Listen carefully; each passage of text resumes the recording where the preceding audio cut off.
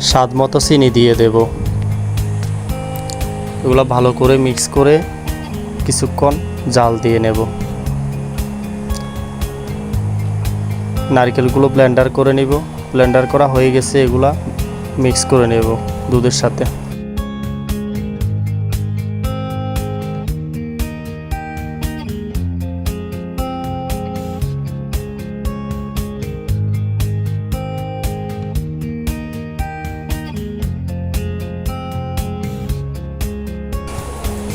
জাল দেওয়া প্রায় শেষ। এগুলোকে একটি পাত্রে ঢেলে নেব। ঢেলে নিয়ে আমরা একটা ব্লেন্ডার মেশিনে নিতেছি, এগুলোকে ব্লেন্ডার করব। একটু গাঢ় করে নেব ব্লেন্ডার করে।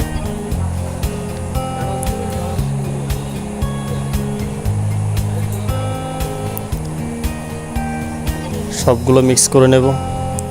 কিছু নারকেল দিয়ে দিয়েছি।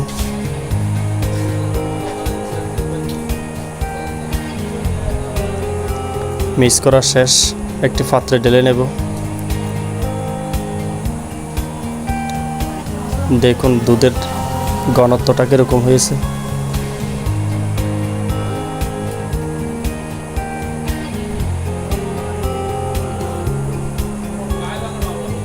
আমরা দেখে নেব একটু ঠান্ডা হয়েছে কিনা। আঙুলটা সহ্য হয়ে এরকম ঠান্ডা করতে হবে। আইসক্রিম বক্সগুলো খুলে নেব কাক। একটু কোকোনাট দিয়ে দেব, নারকেল।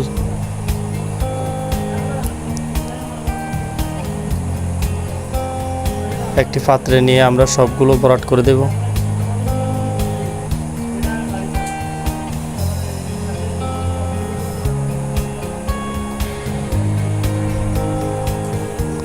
ভরাট করার পর কাক মেরে দেব সবগুলোর।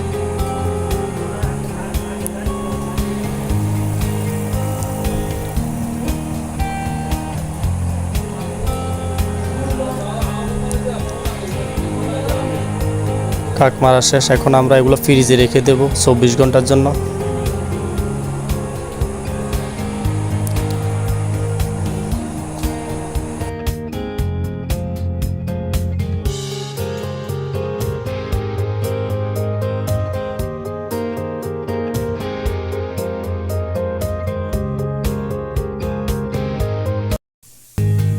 অবশেষে রেডি হয়ে গেল আমাদের আইসক্রিম।